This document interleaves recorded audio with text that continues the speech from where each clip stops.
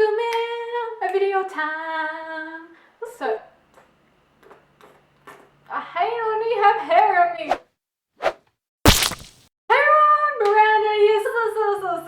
Today I have been tagged to do a certain little something. This is called #YA's Gotta Change. In today's video, I got tagged by Macy. It's like a discussion on that hashtag. All the things that I want in YA books to change, right? Okay. This comes at a really great time because as I've reached 4K now, I really want to try and start doing some discussion videos. I've watched a couple of other YouTubers discussion videos on books and stuff like that, and I find them really interesting. And I'm a Leo, so I love talking and I love ranting. So what better way than to start doing these types of videos? I love seeing everyone's different opinions, you know, if you can get into a really good discussion. Before I begin, I'm gonna say to everyone, do not be offended at anything I say. Everyone has their separate opinions on things. One of the things that I think should be looked at on BookTube sometimes is if someone makes a discussion video to not get too caught up or blame them for having their opinion on something, because I really hate that. So warning, we got that. So let's get out the list of things.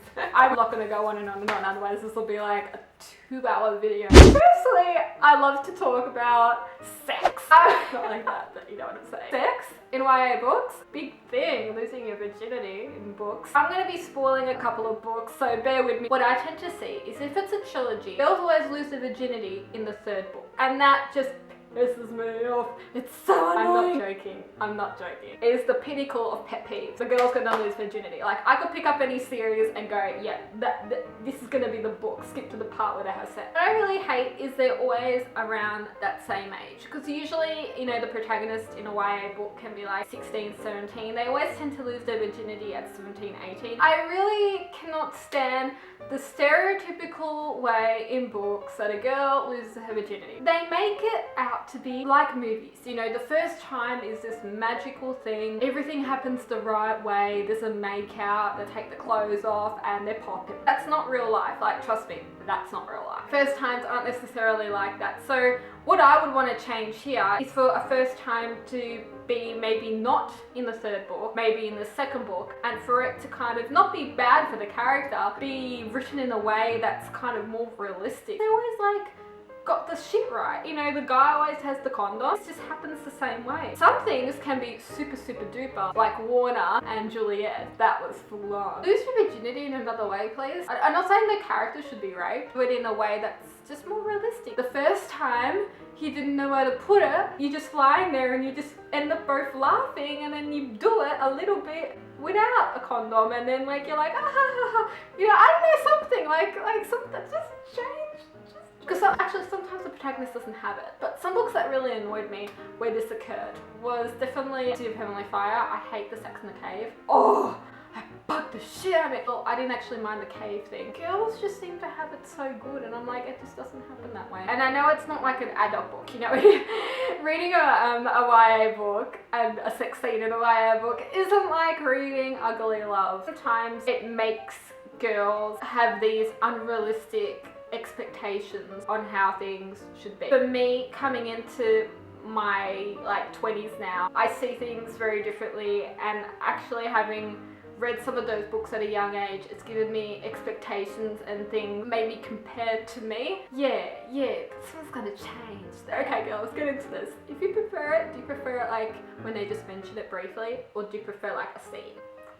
Next thing that we're talking about, sex, is males and the way that they are portrayed in YA books. Males are always the heroes, and they always save the damsel in distress. They're always supposed to be strong. They're always supposed to be really good looking. Even if they're like a nerd friend, there's some sort of good looks in a nerd friend. And the way that they treat the girl, like will horn down, I love you, is very not the way it happens in real life. If you're reading like especially a fantasy book or a romance book, because it's written a lot of the time by female authors, the female author will tend to write a male the way that she would picture her ideal male. Sometimes maybe young girls will think reading books, oh, that's the way, you know, guys are supposed to treat me, and then when they're in a relationship, they'll find that, honey, it doesn't happen that way. Guys won't, you know, always come to your door and bring you flowers, or, you know, message you these big, long messages. Guys won't always defend you and have your back and be like Jason. They won't be that kind of bad boy hottiness from Warner. I hate how sometimes the vision of guys is very much always perfect, and I hate how they've always got to look perfect as well. Like a lot of the time, look at Divergent, look at Twilight, look at all those major series, like even Fallen, everything. The guy is always angelic and they're perfect and they have abs. Maybe sometimes you should chuck in some real features. Make the guy have a bit of acne, make it actually like a physical feature that they have wrong or something like that. I don't know, they have a birthmark on their face or something. The expectation is there's always hot guys. That's not always real life. It's not all about the looks, and in today's society we are put in this world where everything's about the looks, the way the media wants you to think. Celebrities and magazines have such an effect on us that they tell us how to look like.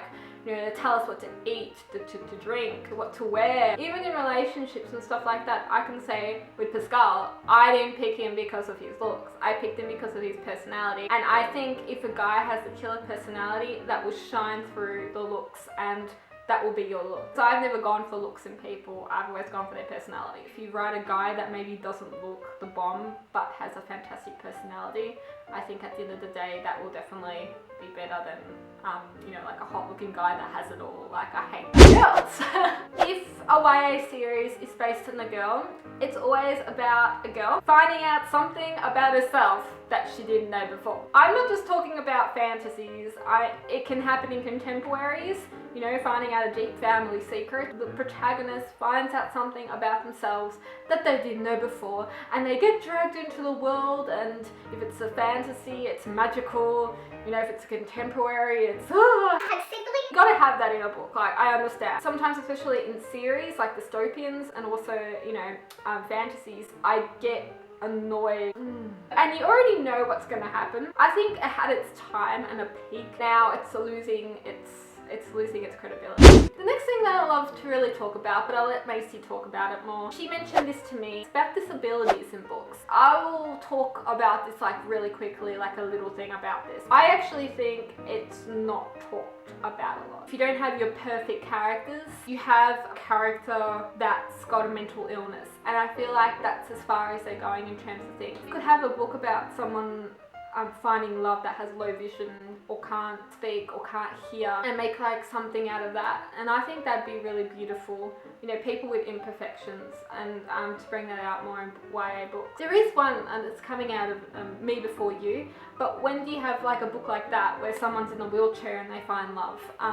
or they're paralyzed and they find love? You know, you could have a fantasy series about someone that finds love. Maybe there's books out there that I haven't heard of, and that stuff's in there. There's a lot of books that I know about in the YA genre that call on disability. They call mental illness, they call on cancer and all that stuff, but they don't have disabilities. Next, I'd love to see books with more diversity. I have to say this is changing a little bit now, because I've seen a lot of books out there that are a bit different. For example, like Hook by Liz Fetra. Authors are kind of running more about, you know, characters with different cultural backgrounds as well. What annoys me living in Australia is if I read a book, it's 99.9% of the time based in America. And I love you Americans. I really, really do. You guys are wicked, and I love America and, you know, what I see to do in America. However, I previously have read a book called Born of Shadow. What I really loved about this book is the main character, half American, and then her other half, she has this Egyptian background, and she's a bit of both in her look. The story takes place in Egypt. I find it really interesting when we have a story that takes place in a different country, because the author chucks in some things sometimes maybe of that country or that culture. We don't get a lot of that. It's always based in a high school in America with the same stuff that happens. You know, you get the popular dude, you get the popular girl, you get the geek kids. Oh, this is another thing that is a peeve for me, is when the girl has two girl best friends. I hate it. No offense, one of them's black. It reminds me a bit of Lizzie McGuire. Like on Disney Channel, do you get that? Where the girl or the guy always, well actually it's more the girl, has either a guy and a girlfriend that are really close, or two girls that are really, really close. Get a group. Also with diversity, I want to read about lesbians. I want to read about gay people. And there are some books now coming out about, relationships like that and stuff like that. I want to read about transgenders. Make some books that are YA, like people from different countries and cultures and stuff like that. Like, I don't know, maybe like a gay relationship with two Indians. I don't know, change it up a bit, spice it up a bit. Who knows what we can do? Or maybe make it about a person that's bisexual and likes both, and they're really confused about who to go for because they're in love with both. Another thing YA's got to change, even though I love this to some extent, I really love what I'm about to talk about. We've got the Warrior series by Erin Hunter. They said they're gonna end it with The Last Hope. And now it's just going on and on and on and on. The authors are writing the prequel to that series, and apparently now Ramblestar is gonna get his own freaking trilogy or his own series on him. And I'm like, it was supposed to end with Firestar, and now you're gonna make it keep going. I can understand maybe why they do that, because sometimes I really like when they do that, because you're like, oh, we get to see my favorite character again, or we're like, oh, you get more of this world, and it's really exciting. It's a bit like what Cassandra Clare's doing now, but at the same time I'm just like, how much more can you go on about it? It's a plot to make money. The Mall Mistress was originally a trilogy, right? And they could have done with 3 books, but they made it a series. I would rather a series to be a duology or a standalone, but make it really good, than be an entire series with 6 books, because I'm sick of waiting a year between each book. It's a bit like the Selection series. When I read that, I would have rather it be a duology, 2 books. I did not see the need for the second book. It stretched it out way too far, and if I was reading that series back when it was coming out, I'd be pissed between launch dates of when the next book was going to come out. For me, I'd rather keep it short, simple, unless you have the content and everything, a bit like Sarah J. Maas in Throne of Glass, to make it a longer series. Go ahead, that's good for you. But if you don't have the content, why make an extra book? Money reasons? Okay, just shorten it, make it a duology. I want to see more duologies. You know what, another thing that really YA is going to change? We've all read If I Stay. She wrote another book called Where She Went, or something like that, and I read the second book, and I'm like, you don't need this book. It's like Easy by Tamara Webber made a sequel. She made it based on the guy's point of view. It's a bit like Twilight now. I feel like we don't need this. Sometimes maybe depending on the situation, but we don't need this. We don't need another sequel based on another character's point of view. It's annoying, and I don't want to go through the whole series all over again just to read it based on that one character's point of view. I would rather you in the main book have multiple points of views between the characters. It's like Just One Day, when they made like Just One Year. Those are some things that I think YA should change. What do you think YA should change? Leave it down below and let me know. Thank you so much for listening to my thoughts and opinions, and I really hope you enjoyed my video, and I hope I didn't offend you, because I don't want to offend anyone, because everyone has their own thoughts on everything. So I want to do more discussion videos, but just on one particular topic. So if there's a topic that you want to see me discuss, comment down below and let me know, and I will possibly in future do a video for it, like on one particular topic though, so we can get into the integrity of the topic. Thank you so much for watching. New videos soon. See ya.